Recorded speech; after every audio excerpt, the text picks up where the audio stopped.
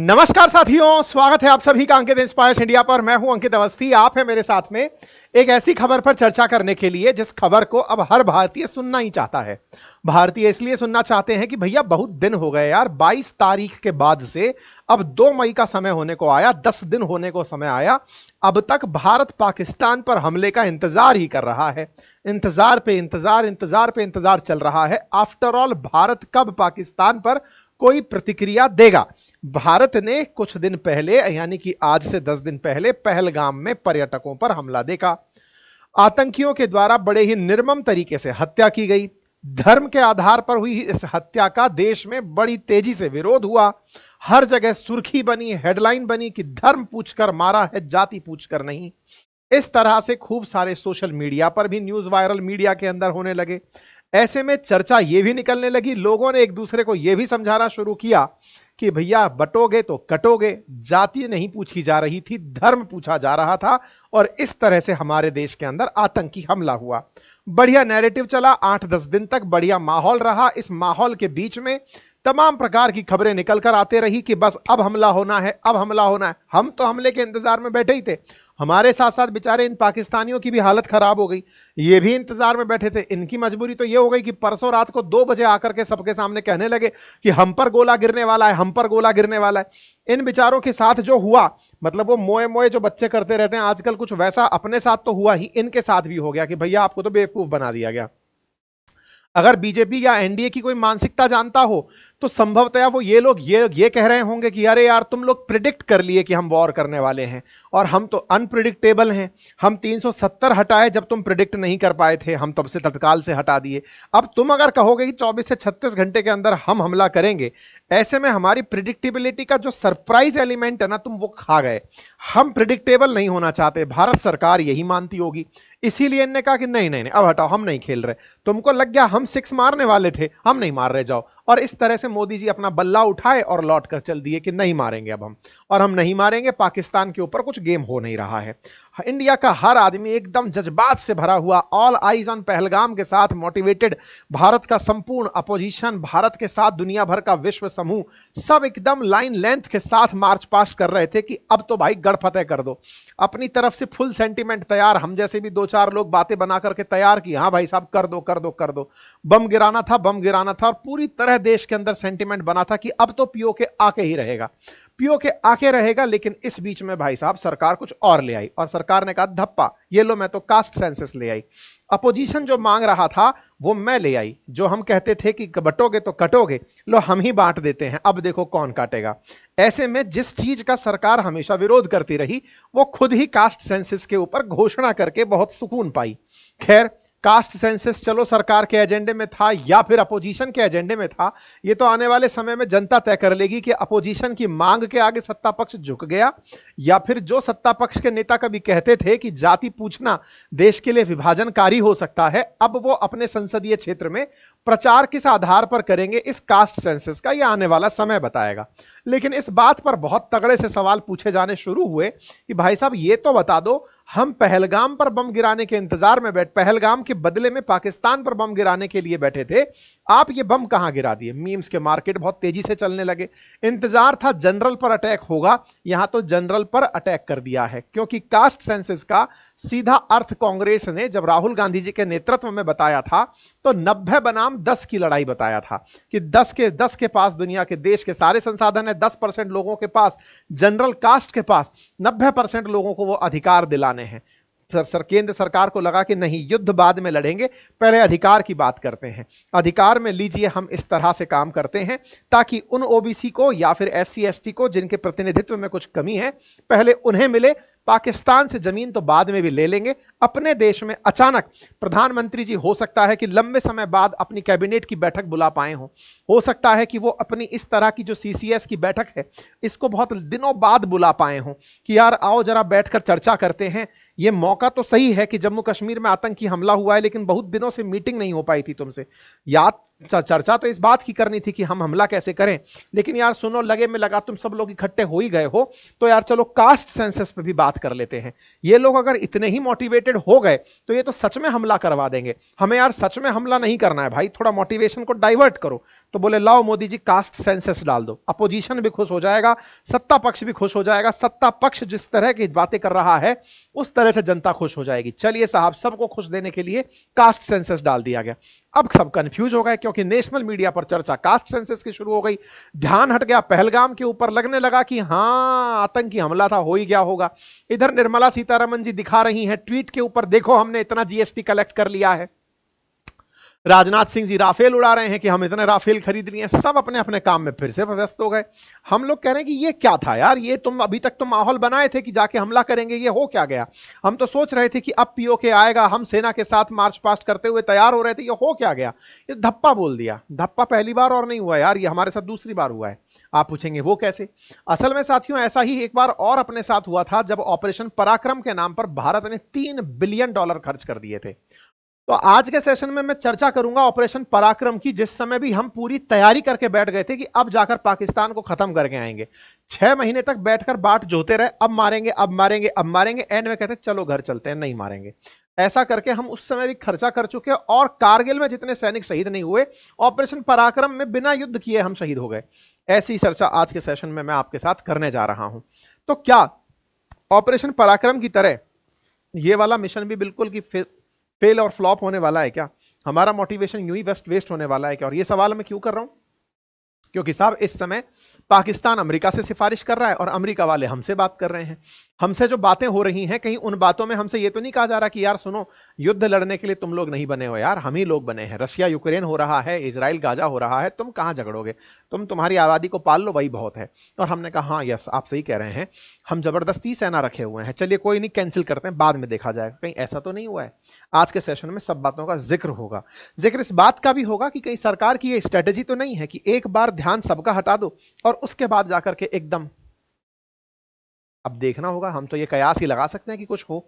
अचानक हमको तो उस दिन बहुत खुशी होगी जब अखबार की हेडलाइन पर लिखा होगा कि हमारा ये नक्शा कंप्लीट हो गया है, कश्मीर के नक्शे में अब पीओके हमारे साथ हो गया है।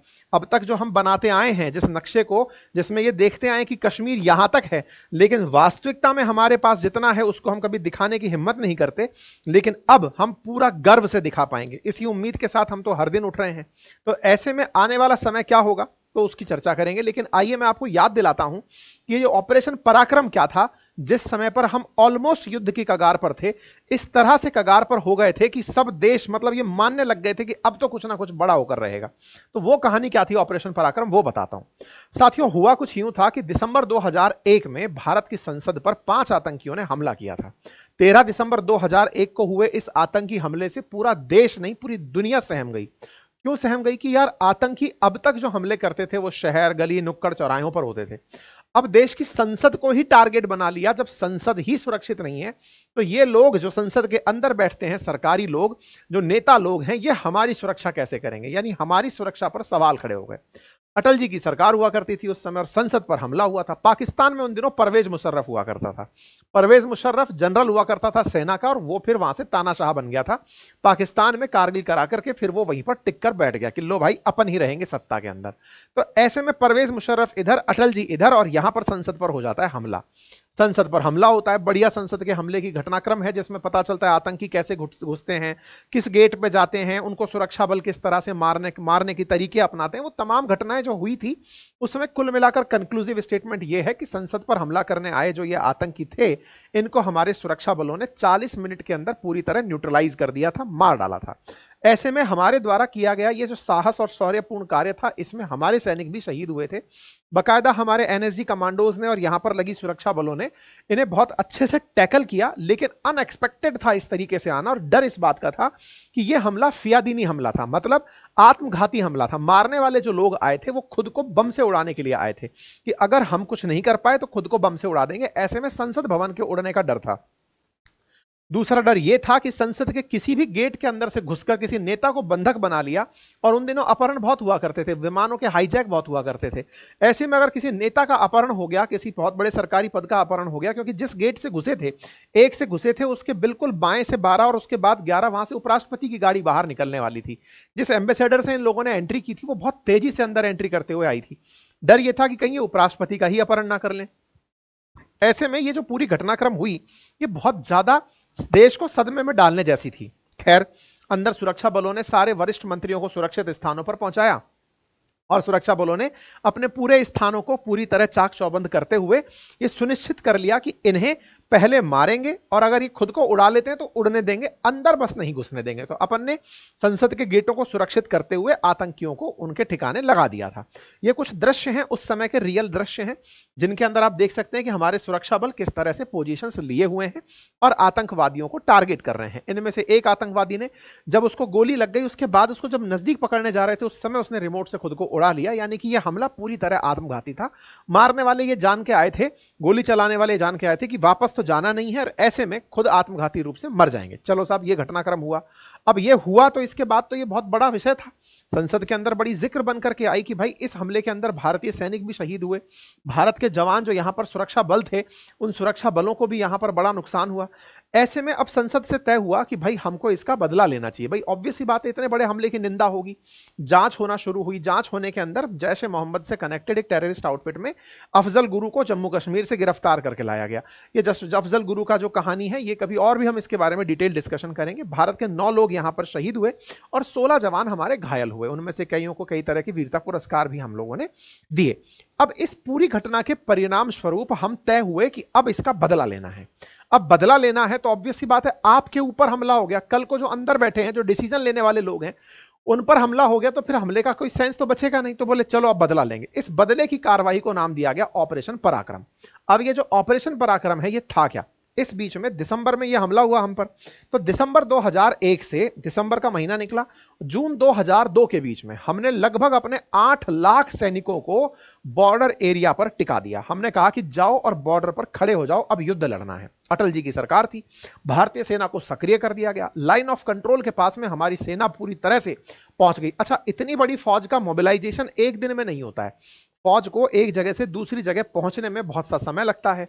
ऐसे में फौज का मूवमेंट होता है बॉर्डर एरिया पर, लैंडमाइंस बिछाई जाती हैं, पूरी तरह तैयारी बिल्कुल वैसे ही होती है कि अब तो आर पार की लड़ाई होगी, पीओके लेकर रहेंगे, न्यूक्लियर बॉम्ब अपना बना चुके हैं, तो पूरी तैयारी है, अब मरेंगे या मारेंगे। वो वाली स्थिति में हम लोगों ने अपने सैनिकों को भेजना शुरू कर दिया। लगभग 8 लाख सैनिक इकट्ठे हुए, आप इससे अंदाजा लगाइए। मिसाइलों के परीक्षण होने शुरू हुए, मतलब ये तैयारी हो गई थी कि अब तो हम पूरी तरह से युद्ध करके ही मानेंगे। अंतरराष्ट्रीय स्तर पर हमारे साथ चर्चाएं होने लगी, लोग चिंतित होने लगे कि देखो दोनों ही न्यूक्लियर कैपेबल स्टेट हो, दोनों एक दूसरे पर हमला कर दिए तो बचेगा कौन। अटल जी को समझाया जाने लगा कि देखो पाकिस्तान आप पर हमला करने की प्लानिंग कर रहा है।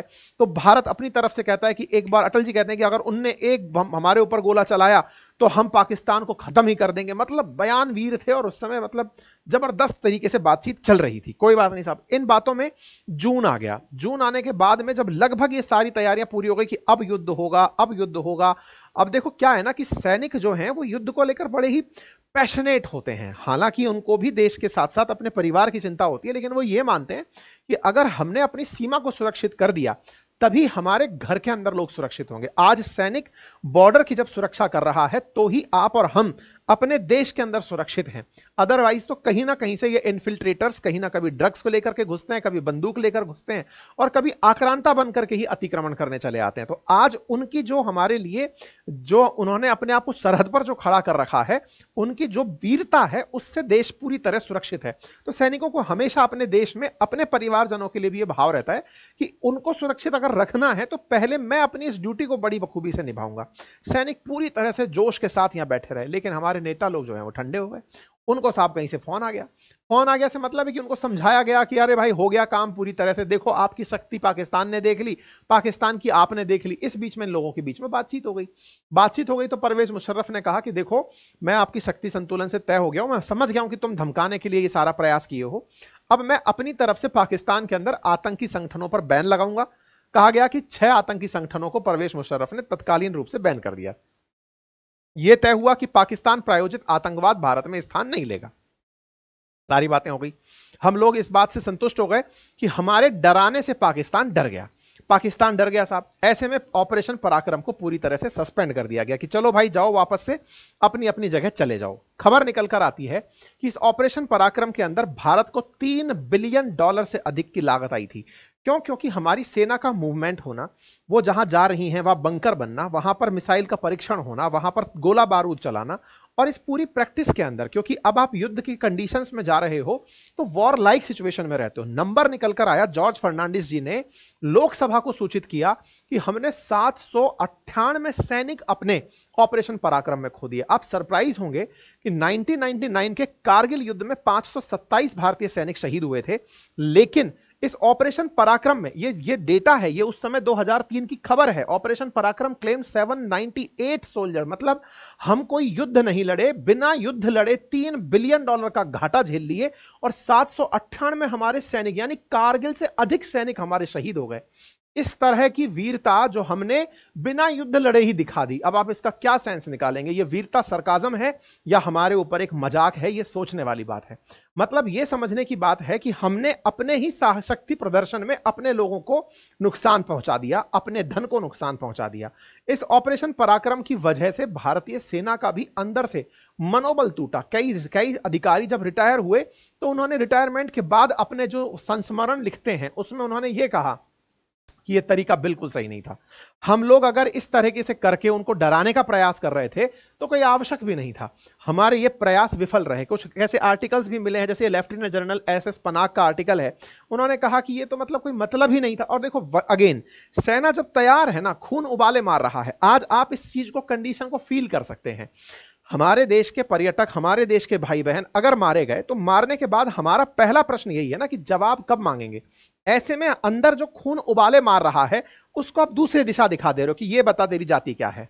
अरे यार, उन्होंने तो, आतंकियों ने तो धर्म पूछा था, अब आप जाति पूछ करके हमें अंदर से तोड़ना चाह रहे हो क्या? नहीं नहीं, जाति बता, जाति से फिर तुझे आरक्षण मिलेगा, सरकारी नौकरी मिलेगी। बोले इतनी तो है ही नहीं।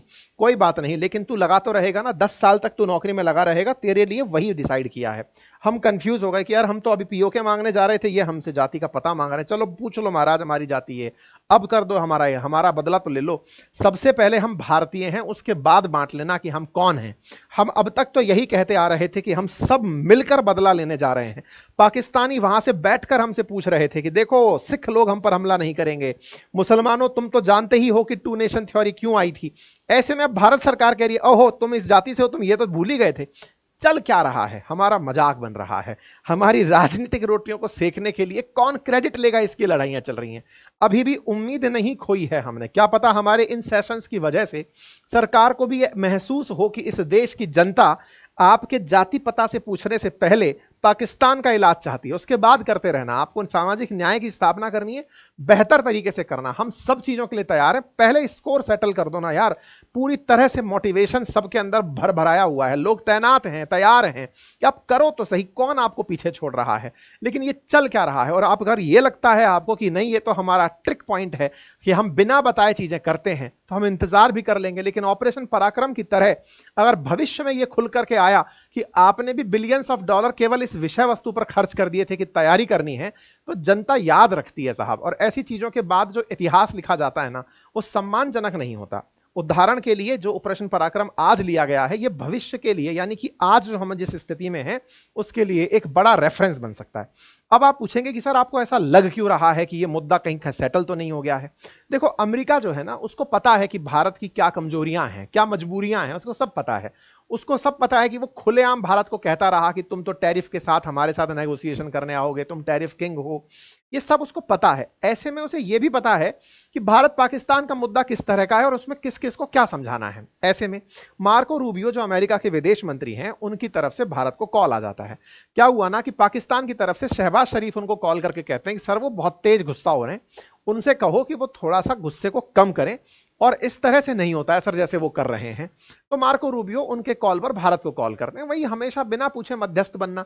रूस और यूक्रेन के केस में तो मध्यस्थता के लिए चलो फिर भी संघर्ष हुआ, हमारे तो बिना कहे फोन आ गया कि हाँ भाई सुनो यार सुनो, शहबाज शरीफ कह रहे थे कि तुम लोग गुस्सा हो रहे हो। माना कि पर्यटकों की मौत होना गलत है, आतंकवादी हमले का हम निंदा करते हैं, लेकिन यार सुना था कि मतलब ये मतलब ठीक है सेटल करो, उससे कहो कि जांच में सहयोग करे, वो निंदा कर देगा, चिंता मत करो। पाकिस्तान को हमने कह दिया है कि वो आतंकी हमले की निंदा करे। जयशंकर साहब ट्वीट करते हैं, फिर कहते हैं कि देखो हमने पहलगाम टेरर अटैक के बारे में मार्को रूबियो को बताया और हमने कहा कि परपिट्रेटर्स, बैकर्स और प्लानर जो भी थे उनको जस्टिस दिया जाएगा, मतलब उन सबको न्याय दिया जाएगा। यहां आतंकियों को न्याय देने का मतलब है आतंकियों को मार दिया जाएगा। अब आतंकियों को मार दिया जाएगा, अगर पाकिस्तान के अंदर आतंकी हैं या तो आप सर्जिकल स्ट्राइक करोगे। सर्जिकल स्ट्राइक भारत के अंदर पुराना पैतरा हो गया है, हम देख चुके सर्जिकल स्ट्राइक। पाकिस्तान डिनायल में आ जाता है, हमारे यहाँ के नेता आपसे एविडेंस मांग लेते हैं और हमको मजा भी थोड़ा सा ही रह जाता है। हम चाहते हैं कि सर्जिकल स्ट्राइक हो। पाकिस्तान का जो नक्शा है ना उसमें पीओके तो अपना है, उसमें सर्जिकल स्ट्राइक क्या करनी है, उसको तो पहले अपने हाथ में लो। पाकिस्तान में जाके सर्जिकल स्ट्राइक करना, पीओके में नहीं। पीओके तो पहले अपने हाथ में लो, हम उसके इंतजार में बैठे हैं। पाकिस्तान के अंदर आतंकियों के मारने जाओगे उसको सर्जिकल स्ट्राइक कंसीडर करेंगे, पीओके को सर्जिकल स्ट्राइक मानना ही बंद कर देंगे हम आगे से, क्योंकि हमारा अपना क्षेत्र है ना भाई, उसमें तो हमारा अधिकार है, उसकी तो हम सफाई करने जाएंगे। मार्को रूबियो जो है वो अपने यहां पर कॉल करके कहते हैं एक्सटर्नल मिनिस्टर से कि देखो भाई पहलगाम के अंदर जो हुआ वो गलत है और ऐसे में हम आपका दर्द समझते हैं, आपने आतंक से बहुत नुकसान झेला है, पाकिस्तान के साथ जो बातें करनी है हम आपके उस विषय के अंदर साथ हैं। साहब ये बिना बुलाए साथ हो लिया हमारे। ऐसे में भारत की तरफ से हमारे राजनाथ सिंह जी जो रक्षा मंत्री हैं, ये भी कुछ देर पहले अमेरिका के रक्षा मंत्री से बतिया लिए हैं। इसके दो मायने हैं, दो बातें हैं। पहला कि अमेरिका अपनी तरफ से कह रहा है कि हम तुम्हारे साथ हैं, रक्षा मंत्री भी बोले हम तुम्हारे साथ हैं, लेकिन किस तरह से साथ हो, क्या हम युद्ध करेंगे, तुम जैसे इजराइल के लिए साथ चले आते हो, क्या मार्को रूबियो तुम यहां आने वाले हो? इजराइल और गाजा पट्टी के बीच कुछ भी होता था तो तुम हवाई जहाज लेकर तुरंत दूसरे दिन ही इजराइल पहुंच जाते थे। क्यों? क्योंकि इजराइल इस फैसले में देरी ही नहीं लगाता था, इधर से गोला चला उधर से बटन ऑन ही होता था। वीडियो आते थे नेतन्याहू के दौड़ने के कि चलो चलो चलो चलो एक्शन लेना है रे भाई, एक्शन लेना है। यहां क्या चल रहा है, यहां पता चल रहा है कि हमारे नेता लोग अलग अलग प्रदर्शनियों में हैं, भाषणों में हैं, सब लोग अपनी अपनी जगह पर व्यस्त चल रहे हैं साहब। ऐसे में व्यस्तताएं जो हैं वो फोकस्ड होकर के जो व्यस्तताएं हैं वो मिस हो चुकी हैं। हो सकता है थोड़े दिन बाद इलेक्शन रैलीज में हमारे नेता दिखाई दे जाएं और फिर अचानक बीच में हमको पता चले कि एलओसी पे हमने कुछ किया था और वो सेटल कर लिया, किसी को बताया नहीं, तालियां बजाओ, मीडिया में सारी खबरें आ जाए। नहीं, इंडिया ने इन दिनों विश्व की जिस तरह की खबरें देखी है ना, उसमें इजराइल ने एक ऐसा मॉडल सेट कर दिया कि उस पर कोई एक गोला दागता था ना तो उसका बदला वो ईरान तक नहीं छोड़ता था। पड़ोसी तो छोड़ो, वो दूर का जो पड़ोसी होता था उस तक को भी स्कोर सेटल करता था कि नहीं चलेगा भाई। अब देश को ना आपने एग्जाम्पल में तो इजराइल सेट कर दिया और आप बातें कर रही हैं कि साहब हम तो साहब चल लेंगे, थोड़ा देर में आएंगे। अब वेग आ चुका है भारत के लोगों में साहब, बातचीत से काम नहीं चलेगा। भारत चाह रहा है कि आप यहां पर स्कोर को सेटल कर दो साहब, ठीक है। ऐसे में रक्षा मंत्री की उनके रक्षा मंत्री से बातचीत होना और रक्षा मंत्री के कार्यालय के द्वारा यह सूचना देना कि हमने साहब बता दिया है, उनने भी बिल्कुल निंदा कर दी है, कड़ी निंदा कर दी है, हम इस निंदा में दो चार गोली भी नहीं पूरा पीओके चाहते हैं, ये मैसेज बार बार आप सबको देना चाह रहे हैं। ये भारत के अंदर इस समय की पुकार है और इस पुकार को ऑपरेशन पराक्रम की तरह फ्यूज नहीं होना है। यही आज का कंक्लूसिव रिमार्क है। बाकी आप लोग इस विषय पर क्या सोचते हैं, अपनी राय सेशन पूरा होने के बाद कमेंट बॉक्स में अवश्य लिखिएगा। मैं अगेन कह रहा हूं, आपकी राय जो कमेंट बॉक्स में आती हैं ये बाद में औरों के सजेशंस में जाती हैं। लाइव कमेंट के अंदर जो आपकी राय आती हैं वो कई बार साथ साथ चली जाती हैं। वीडियो को लाइक करना मत भूलिएगा, साथियों से साझा करिएगा। आप भी अगर यही विचार रखते हैं तो जरूर बताइएगा। फिलहाल के लिए इतना ही। हम अपने स्तर पर अभी तैयारियां तो कर ही रहे हैं। सोचा जा रहा है कि हम बंदरगाह वाले एरिया पर, यानी कि पाकिस्तान के साथ जो कराची वाला ग्वादार वाला हिस्सा है उस पर कुछ प्लानिंग कर रहे हैं, ठीक है। खैर जैसा भी होता है आपको अपडेट किया जाएगा। गृह मंत्री का बयान है कि चुन चुन कर जवाब देंगे। अब वो चुन चुन के जवाब में हम आतंकियों की तलाश करेंगे कि पाकिस्तान को ही पूरा चुन लेंगे, ये समय बताएगा। फिलहाल के लिए इतना ही। जानकारी पसंद आई हो तो बहुत बहुत धन्यवाद। साथियों से इसे जरूर साझा करिएगा। वीडियो को लाइक और शेयर करना बिल्कुल मत भूलिएगा, ठीक है साहब। और हाँ, अगर आप चाहते हैं अपना पोर्टफोलियो बनाना और ये डिसाइड करने में बड़ी दिक्कत आ रही है कि मैं कौन सी कंपनी के स्टॉक्स में क्या देखूं जिसका फ्यूचर हमें समझ में आए कि ये फील्ड है आने वाले समय का, तो आइए मंथन करते हैं। जो ज्ञान हम लोगों ने दुनियादारी पढ़कर लिया है, कम से कम 150-200 कंपनियों का कंप्लीट विश्लेषण करते हैं, समझने का प्रयास करते हैं। लेकिन हाँ, ये कोर्स उन लोगों के लिए है जिनके पास पोर्टफोलियो बनाने लायक पैसे हैं, वही इस स्टॉक के अंदर, इस वाले क्लास के अंदर एंट्री लें। बातें बाजार की पर ये कोर्स उपलब्ध है। बाकी बेसिक और फाउंडेशन कोर्स जो स्टॉक मार्केट के हैं, म्यूचुअल फंड्स के हैं, वो बातें बाजार की पर उपलब्ध हैं, आप उन्हें एक्सेस कर सकते हैं। साथ ही अपनी पाठशाला एप्लीकेशन पर हमारे जीएस फाउंडेशन के कोर्सेज उपलब्ध हैं, जो मेरे द्वारा पढ़ाए हुए हिस्ट्री, ज्योग्राफी, पॉलिटी, इकोनॉमी के कोर्स हैं, आप उन्हें एक्सेस करें। बेहतरीन कंटेंट आप लोगों को उपलब्ध होगा। Thank you so much.